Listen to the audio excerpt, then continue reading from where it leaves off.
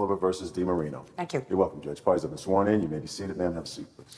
Miss Oliver, it is your claim that the defendant owes you some money for babysitting services, and the defendant says you've been paid. She's counterclaiming because she says because you were such an inefficient sitter, she lost money. When did you start babysitting for a child or children? 2 children. We had an interview on the 5th of January, and then she started the 8th of January. And how did you find her? My father had given me her number because she was running a local ad in one of the papers for daycare. So how old are your children? I have a son that will be 3 in a couple months, and my daughter just turned 6. All right, January 8th is when she started, and what was the financial arrangement? Anywhere from 150 to 170 a week. Now, the first week that you babysat, did she pay you? Yes. And the second week? Yes. So we're talking about 1 full week of $150 that you claim she didn't pay you for. The last week of her 2 weeks' notice. What do you mean the last week of her 2 weeks' notice? She gave 2 weeks' notice. She paid the first week, and she didn't pay the last week. What days did she bring the children to you during that second week? The last week, Monday, she brought both her children. Tuesday, she called me, and she said that she had been out drinking the night before, and she was hungover, so she would not be bringing her children Tuesday. That's Tuesday. Yes. No, that's not true. Wednesday, she brought both her children. Her little son had a terrible diaper rash, and he had diarrhea at my house that day. I called her to come pick her son up because he was ill. I actually had to take him upstairs and bathe him because he had defecated all over himself and all down my carpet. Okay, go ahead. The next day, Thursday, she brought him. He had defecated in his pants. So he was soiled again? Yes, he was. What about her daughter? Her daughter had diarrhea that morning, but she went to school. Oh, she's 6. Yes. Just a second. But she was there at your facility, at your home? Yes. The daughter, until she went to school? Correct. Okay, and Friday? Thursday, when she came to pick up her son, I called her and said, he cannot stay here. He is ill. I have got to put my other children in high chairs and fasten them in, and I have to take care of him. And it's dangerous. It's not respectful to my other kids or for me. I said, you need to pick him up. And she became very angry, saying he was not ill, and she tried to pass it off. Okay. Ms. DiMarino, why did you give your 2 weeks' notice? It's because I noticed that the level of care wasn't necessarily where it needed to be. The week right before I gave my 2-week notice, my son had his hand slammed in the door. He was unable to use his hand for a couple of weeks. His fingernails, in turn, fell off. I was never notified. I was never called. The first time I found out about this was when I arrived at her house. Now, my children seemed to like her. However, she did not work well for me. Sometimes my job demands that I stay later. I can unfortunately never count on her to do so. I realized I'd made a bad mistake, and my previous child care provider had been in Egypt on vacation for over a month, so I decided to go back. I gave her my 2-week notice. When you gave her your 2-week notice, the first week your children went to her home? Yes, ma'am. Every day? No, ma'am. She went to a funeral that week. That was complete oversight on my part, and I paid her for the full week. Did you go to a funeral that week? Yes, ma'am. What day did you go to a funeral? Tuesday. Were you available to babysit? I was not. Were you paid? I was. And everybody else paid the full. I don't care what everybody else did. Everybody else is not suing. Well, I gave her credit of $120. The 3 days, I've added a $10 late fee as per our agreement that we had. Just a second. It's not a late fee. There is a dispute as to whether or not you're entitled to be paid. So forget the late fee. Ma'am, she signed an agreement with me that she would pay a late fee. Listen to me very carefully, because there is a dispute, which is why you are here. Do you understand? I want you to forget late fee. That's not happening. She signed a contract that Listen said to me. that she would pay Listen to me. regardless if her children were ill. I want you to pay careful attention to me. Anywhere in your contract does it say if you are unavailable to babysit, you get paid anyway? No, ma'am. So that some things are not covered by contract. Is that right? Right, but others when are. there is a dispute as to whether or not you are entitled to payment, that falls outside the contract, just as the fact that you had a funeral to attend and you couldn't get anybody else to cover for you because your job is very personal in nature. Correct. So when you can't babysit for people whose jobs depend upon you doing your job, very often they lose their wages from their job. Correct? Do you understand? That's why sometimes contracts don't cover every eventuality. You are not entitled to be paid for the day you took off. I'm not asking for that. But you were paid. That's why I gave her credit the next week. But you were paid. Well, if you gave her credit the next week, let us assume that you're entitled to $150 for the week. That would mean that you are really only entitled to $120. Yes, ma'am. And you're suing her for $150. So now we're down to $120. Now you explain to me why you don't feel as if your children went there Monday, Tuesday, Wednesday, Thursday. Yes, ma'am. They were not there Tuesday because I had some prior arrangements. That has nothing to do with her. Absolutely. That has no, you have to pay her for that. I had every intention upon paying her. Had my son came back being said that he was sick, which is what I told Miss Oliver on Thursday when she called me and said, you are aware you do owe me $120. And if you do not pay me by Friday at midnight, I will start adding $10 late fee. I said, that's fine. You're entitled to do whatever you need to do. However, my son will be at the doctor's at 4:30 today. If he is given a clean bill of health, I will not pay you a dime. If it is said that he was sick, I will pay you. My son was taken to the doctor. He wasn't sick. There was nothing wrong with him. She's the only person. Show me the doctor's letter. Yes, ma'am. My doctor is semi-retired, so all I could get was their notes. He won't be back until Thursday. State of Virginia will not release the records to you. Well, then that's not particularly helpful. I know it's not. It's the best I could do because Dr. only comes in a couple times a month. However, I have a statement from my sitter. I don't need a statement. I don't read statements She's from you. getting I birth in 2 don't weeks. read statements from your sitter. She can't. I don't read statements from your sitter. Yes, ma'am. You know, sometimes when a child has an upset stomach, it doesn't necessarily mean that they're sick. Yes, ma'am. But sometimes it does. And sometimes, if a daycare provider believes that the other children in her care are at risk, Yes, ma'am. then the prudent thing for her to do is to say, listen, I don't want to risk the other children's health here. But there's no question that you owe her $120. Even for the fact that I paid a separate daycare provider for that whole entire week, and she kept my children for 3 hours. Listen, if for some reason you were unhappy, I was. you should have done what every reasonable parent does, which is not send your children at all. If you questioned her ability to care According for to your this, children. I would have been liable. What? According to her contract, I would have been liable. Are you kidding me or what? That's what it says, No, 'cause are I you initialed kidding it. me or what? That's what I mean, you're telling me that you question her ability to did. care for your children, but according to the contract, you'd be liable to pay for them anyway, so... I would, So unless listen, about 2 weeks. Yes, ma'am. let me ask you this question. You take your children to an amusement park. Yes, ma'am. And you buy your ticket. Yes, ma'am. And after you buy your ticket, somebody in the amusement park says to you, you know, I heard that yesterday 4 children were killed on that ride that you're going on. Now you got your ticket in your hand. What do? You don't go. You don't, just a second. You don't go. You take your ticket, you throw it in the garbage because you're a mother, and you say, I'm not taking any chances. I don't care if I lose the $1.50 or the $3 or the $6 on the ticket. I'm not risking my children on a ride that could be dangerous. So if you question the ability of a daycare provider to provide for your children, irrespective of whether you owe them the money, you don't take them. Which is why they didn't come back. Just as you don't take them. You don't say, I'm didn't liable want to to end up pay. here. Hey, I'm liable to pay the money, which is why I sent them. Now, that's what you just said to me. You said you sent them because you were liable to pay And anyway. there was no immediate danger, except for the fact that when she said there was something wrong with my son, nobody else observed this except for her. Oh, I don't believe that I that's haven't- true. Miss nobody else DiMarino, observed it. Miss DiMarino, I don't believe that she sent your son home with you and called you when she felt as if the child had an upset stomach, had a bad stomach. Could have been a virus, could not have been a virus, whatever. My sense is that she sent him home as much because it was a pain in the neck for her as anything else, because she says she had other children to take care of, and she was devoting all of her time to take care of your son and cleaning her carpet, which was irritating to her. Well, that's unfortunate. That's what you have to do when you take care of little babies. That's what you get paid for. In any event, you owe her $120. It was a bad experience. You got to pay it. Stop being a crybaby. If you didn't take your children there at all, and you said to me the last week, look, I felt my children were at risk at her house, and therefore I'm not taking them, and you didn't take them, I might have had a little sympathy for you, but you took them.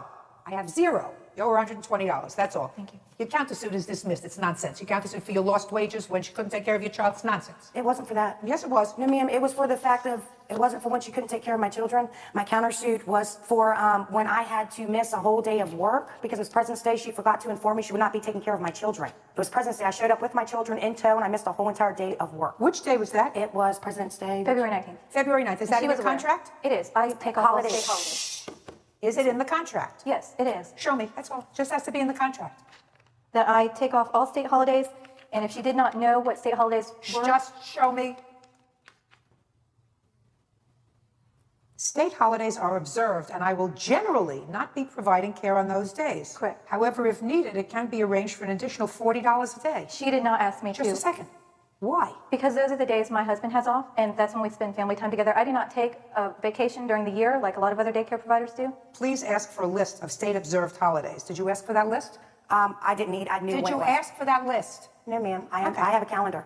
So you know it was state holiday. I did, and I thought I had arranged No, that she did day not. until I showed up and she answered the door in her pajamas 15 minutes later. Just a second. What do you mean you thought you had arranged for her to take Because them? I said I needed to work. I was aware that it was President's Day, so was she. I said I have to work on Monday. She answered the door in her pajamas and said, well, I'm not keeping any of my other children today, so I will not be keeping Wait, yours listen, either. yeah, no, you don't got it. When did you arrange to have her babysit that day on the state holiday? prior week. The prior week. Yes, Did ma'am. She did not. No, she made that up just No. as she was going. That's No. all. You counterclaims dismissed. That's nonsense. Parties are excused. You may step out. Not. Called me repeatedly. She harassed me at work I had a lot of problems with her, actually, and and said that I had to pay her. called Child Protective Services on her a few times. Well, she got lucky. She got it. I will be a lot more picky in choosing parents in the future. Well, you have a dog that's yours. It's with you 24/7. You don't do that. That's not fair to the dog. I don't care about you. You are irrelevant. Real cases, real people. Judge Judy. And now the next case. All parties in the matter of Garcia Blanks versus Carey. Step forward. Ronnie Garcia and Anthony Blanks are suing Anthony's cousin, Cassandra Carey, for a stolen car stereo and for the return of their pit bull, Coco. This is your cousin, is that right? Yes. And your name is? Anthony Blanks. This is your wife. My girlfriend. Girlfriend, and you lived together? Yes. Your cousin was living with you? Yes. Does your claim that she borrowed your car with your permission, and while she had your car, the stereo and amps and whatever was stolen out of the car, you believe she should be responsible for that? Yes. And also, when she left, without notice to you, she left and she took one of your dogs? Yes. Ms. Carey says that she took the car to school and the car was broken into and the stereo taken. It's really not her fault. It was a criminal matter. And that the dog was hers. Let's deal with the easy stuff first. Let's deal with the dog first. When was this dog purchased? June of '06. Who went to purchase the dog? All three of us. How many dogs were purchased? 2. How many had you intended to purchase? 1. Why did you purchase 2? I couldn't decide which one I wanted. Why do you think that Miss Carey would believe that the one that she took with her was her dog? I have no idea. Well, why don't you tell me? June being right before my 21st birthday of '06, I fell in love with the dog the moment I saw her when we arrived at the home. And I wanted the dog. It was stated there at the woman's house that it would be an early birthday present, and I was to help with the other dog that we purchased along with the dogs that were already at the house prior to the purchase. Mr. Blanks, was your niece living with you? No, she was there off and on the weekend. Actually, for the day of her birthday, she was in Vegas or Reno. I don't remember. I can't recall which one. You mean after August? Yeah, she was back with her mother Where was the dog? at my home, at mine and my girlfriend's home. Okay. Were you living with your mother? I was back and forth between the two, yes, And when you went to your mother, where was the dog? at their house. When did you take the dog? On March 27th. You returned the dog within 5 days. Do you understand? I'm not giving that dog Oh, back. yes, you are.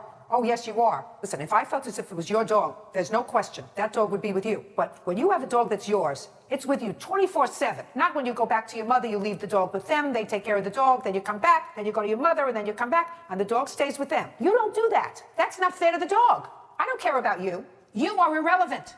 Now, the dog has a companion, and this was the dog's home. And just because you may have been moving and said, well, now I'm going to take my dog, the dog was living in a perfectly comfortable place for a year. You can't uproot an animal like that. Go buy yourself a new dog. When I tried to take the dog, when I moved out initially the first time, I wasn't allowed to. And Then I was- sue them. Then what you do is go to court. You were over 21. Take them to court and say, you have my dog. I want to take my dog. But instead, you came back and forth and lived with them, and then you didn't live with them. You also borrowed their car, right? So you weren't angry with them. You have to return the dog to them. It's their dog. Go buy yourself another one. Do you get it? Yes, ma'am. I mean, I'm cutting an order, so they will come with a marshal to take the dog. Do you understand? Good. You know where she lives? No. Oh, I'll find out. Where do you live? I'm between residents right now. Where's the dog? Don't look over there. Where is the dog? She's at my boyfriend's house. Where is your boyfriend? He's here. Here. Here. Well, who's taking care of the dog now? We paid someone to babysit her. At the house. Yes. Perfect. What's his address? Now. 3,700. I don't hear you. 3,700. That's where the dog is. We'll cut an order. Take a marshal and go pick her up. Thank you. Next. Tell me about when the car got broken into. What was the date? The car was broken into March 20th. The report was filed on March 21st. Can I see the report? There's a supplement and an original.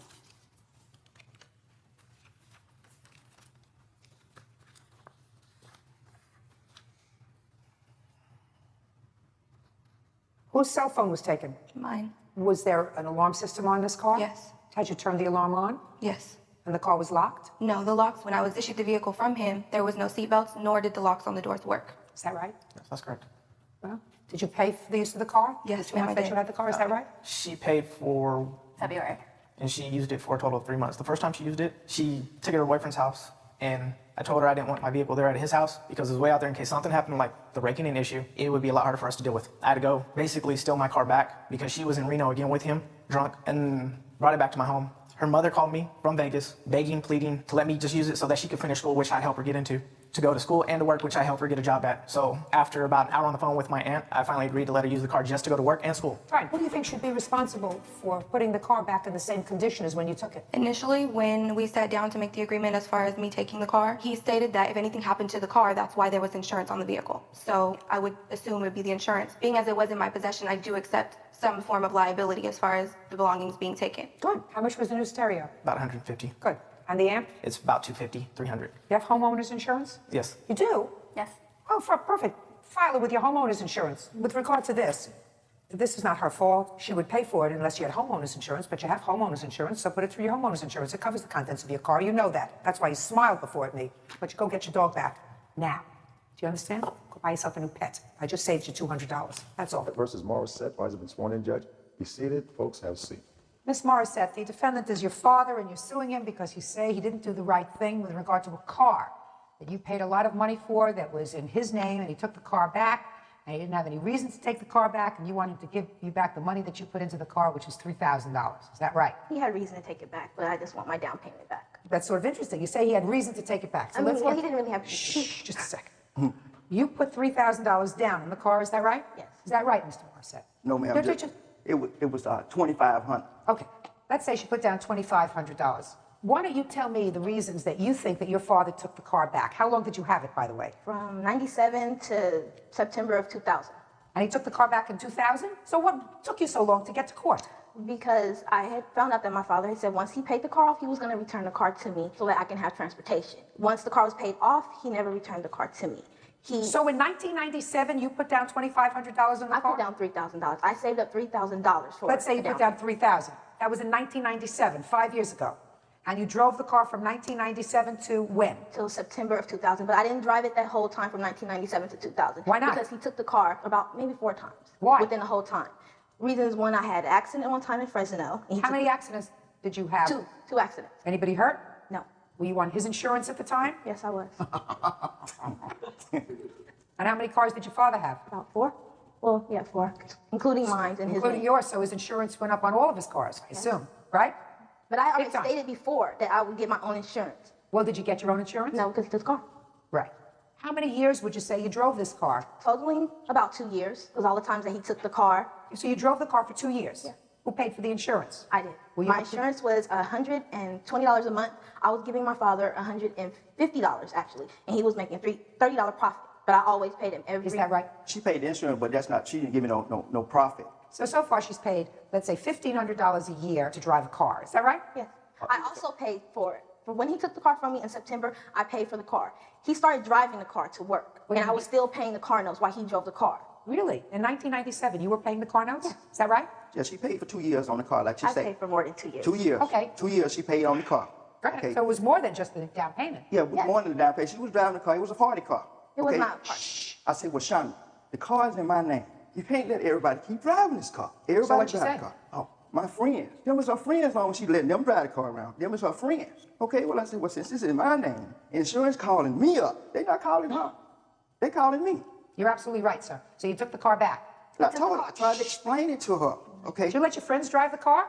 Did you? Yes. So why'd you do that for? Father said, don't do it. Well, one time, the I'm accident. at risk. He says to you, I'm at risk. Everything that I have, I could lose because you're letting your friends drive the car. Yes, and he took the car from me those times. Listen to me. He took the car from you, but then at some point he gave it back. Yes, he did. And then you let your friends drive it again. That happened twice. So that's twice too many. Chandra, that's twice too many. And you had an accident twice.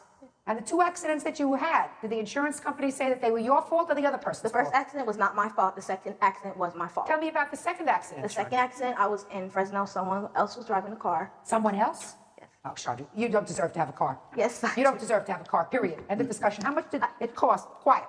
How much did it cost, sir, to fix up all these problems with your daughter? $40,000 on this car. $40,000. Show me.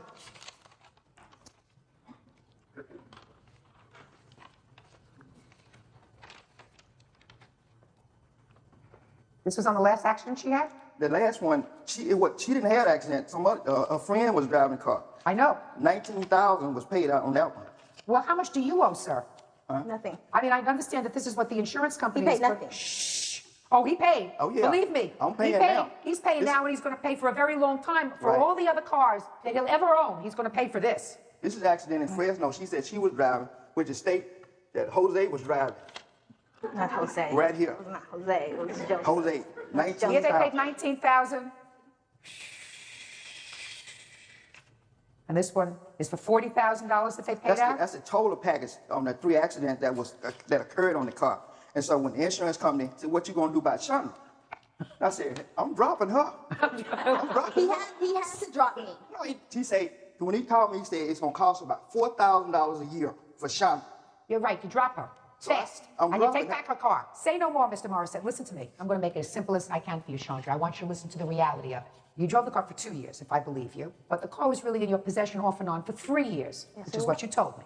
Your father took it back various times and gave it back to you when you promised you would be good and not do the wrong thing again. He gave it back to you. He gave you another chance, and then he took it back again.